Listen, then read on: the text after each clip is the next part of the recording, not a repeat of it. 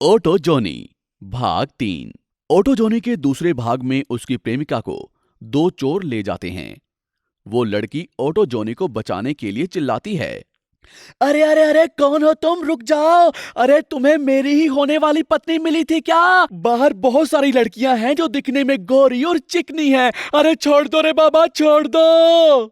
ये कहते हुए वो उनका पीछा करता है। वो लोग दौड़े दौड़े एक जगह पे जाकर रुक जाते हैं।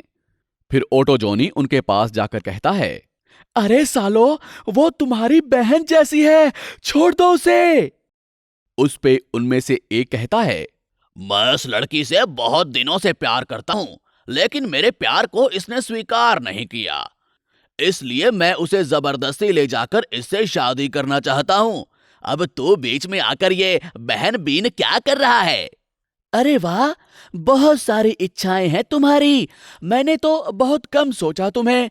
तू शादी कर ले और मैं देखता रहूं क्या है? तो अब क्या करने जा रहे हो तुम? तुमसे पहले मैं ही मंगलसूत्र पहनाऊंगा इसे। ये कहते हुए जॉनी उस लड़की के गले में मंगलसूत्र पहनाता है। वो दोनों देखते ही रह जाते हैं। लड़की भी चौंक जाती है। अब बता रे साले, यहां से चुपचाप चले जाओगे या मेरे हाथों से मार खा के अस्पताल जाओगे? हाँ बोलो। नहीं जीजा जी, हमारी बहन का जरा ख्याल रखना। ये कहते हुए वो दोनों वहां से भाग जाते हैं। वो लड़की वहां रो रही होती है तो ऑटो जॉनी उसे जाकर कहता है, देखो, मैंने तुम्हें सिर्फ उनसे बचाने के लिए तुमसे शादी नहीं की है। तुम सच में मुझे पसंद हो। कभी तो हमारी शादी होने वाली ही थी ना। प्यार प्यार कहकर एक दूसरे के साथ पार्कों में, फिल्मों में घूमना मुझे पसंद नहीं है, इसलिए मैंने ऐसा किया। मुझे माफ कर दीजिए। तुम मुझे पसंद करते हो तो ऐसा करेंगे क्या? मेरा भी मन होता है, उसके बारे में नहीं सोचेंगे क्या? मुझे क्षमा कर दो, मुझे इससे अच्छा उपाय नहीं सूझा। इस पर लड़की जोर से हंसते हुए कहती है, डर गए हो क्या जॉनी? मैं तुमको छेड़ रही थी। जब तुमने ईमानदारी से पहले दिन पैसे वापस किए थे, तभी से मैं तुम्हें चाहने लगी थी। जॉनी बहुत खुश होकर कहता है, चलो अब देर किस बात की, फिल्म की तरह दोनों गाना गाएंगे, चलो।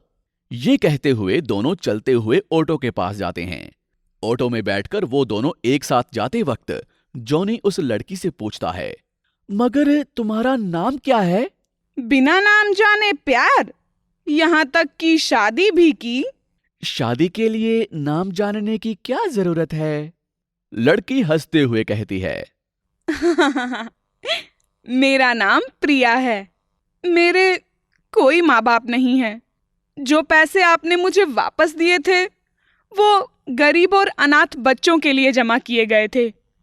आपने वापस करके बड़प्पन साबित कर दिया। जन्म से ही मैंने बहुत कष्ट झेले हैं।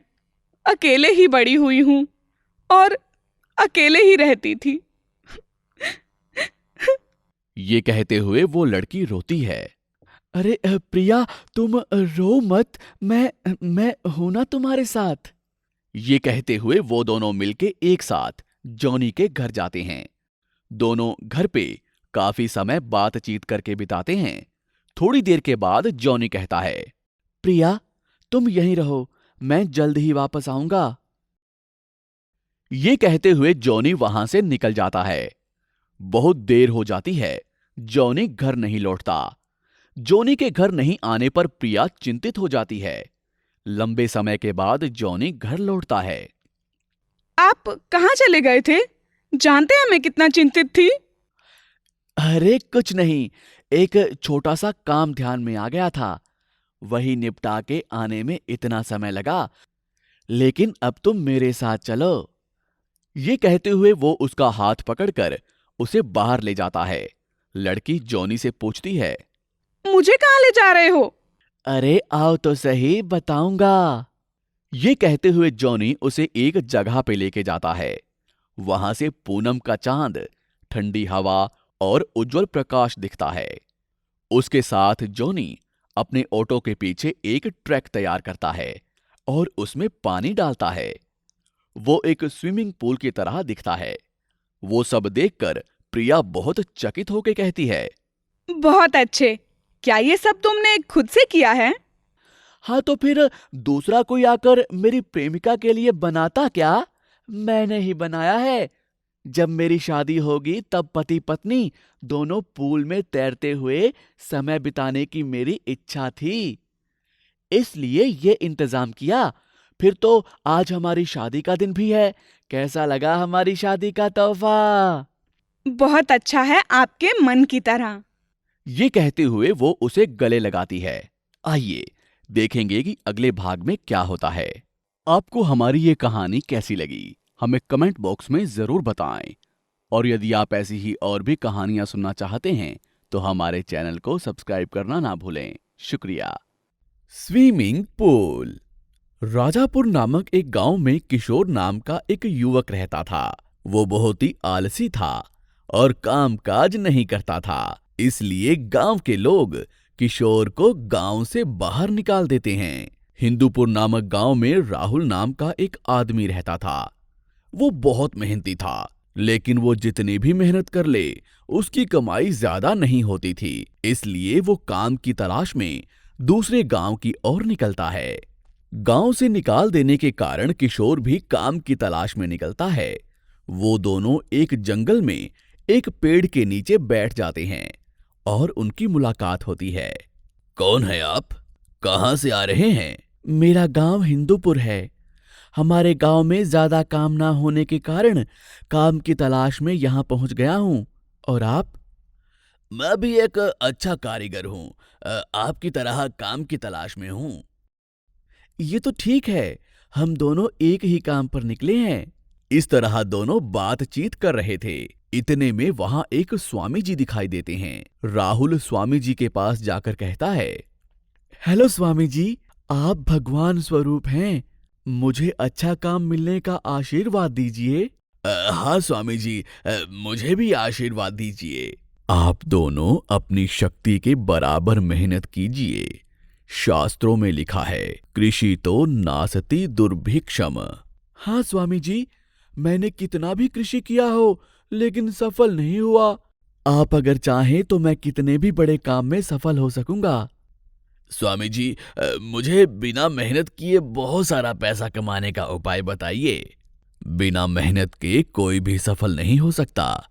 ठीक है, आप दोनों को मैं एक उपाय बताता हूँ। आपने वैसा ही किया तो आप दोनों अमीर हो सकते हैं। हाँ हाँ, बताइए स्वामी जी, आप जैसा कहेंगे वैसे ही मैं बहुत मेहनत करूंगा। ठीक है, पूरब की पहाड़ियों की ओर जाइए, वहां एक अद्भुत भवन मिलेगा। उसके अंदर एक स्विमिंग पूल है। उसमें देवी देवताओं ने स्नान किया था। अगर आप लोग सूर्यास्त से पहले स्विमिंग पूल में स्नान करोगे तो आपको बहुत पुण्य मिलेगा और अमीर भी बन जाओगे। कहकर स्वामी जी वहां से चले जाते हैं। किशोर, मैं किसी भी तरह स्वामी जी के बताई हुई जगह पर जाना चाहता हूँ। चलो हम दोनों साथ चलकर स्विमिंग पूल में स्नान करते हैं। मैं पूरब के पहाड़ों पर चढ़ना बहुत मुश्किल काम है। मैं नहीं चल सकता, तुम जाओ। मैं थोड़ा सोच समझ कर आता हूँ। किशोर की बातें सुनकर राहुल अकेला ही पूरब की पहाड़ियों की ओर निकलता है। इतने में किशोर जैसे ही पूरब की पहाड़ियों की ओर चलना चाहता है तो उसे एक गधा मिलता है। किशोर उस गधे पर बैठकर निकलता है। रास्ते में उसे राहुल मिलता है। हेलो राहुल, देखा तुमने मेरा उपाय? इस गधे की सहायता से तुमसे पहले मैं पहुंच जाऊंगा। थोड़ा चालाकी से काम करना चाहिए, इस तरह मेहनत करने से भी कुछ नहीं होगा। वो इस तरह राहुल का मजाक उड़ाता है। इतने में गधा नीचे गिरकर मर जाता है। अरे अरे, ये क्या? गधा तो मर गया, अब मैं चल नहीं सकता। किशोर की बातें सुनकर राहुल अपने रास्ते पर चला जाता है। किशोर अपने आलसीपन के कारण वहीं रह जाता है। थोड़ी देर के बाद किशोर को एक कछुआ दिखाई देता है। किशोर उस कछुए के ऊपर बैठकर निकलता है। इतने में राहुल तेजी से चलकर उस भवन के पास पहुंच जाता है और तुरंत ही स्विमिंग पूल में छलांग लगाकर स्नान कर लेता है और धन संपत्ति पाता है। लेकिन आलसी किशोर उस कछुए पर बैठकर धीरे धीरे सूर्यास्त के बाद पहुंचता है। इसलिए उसे निराशा से खाली हाथ लौटना पड़ता है। आलस करने वालों को कभी भी कुछ नहीं मिलता।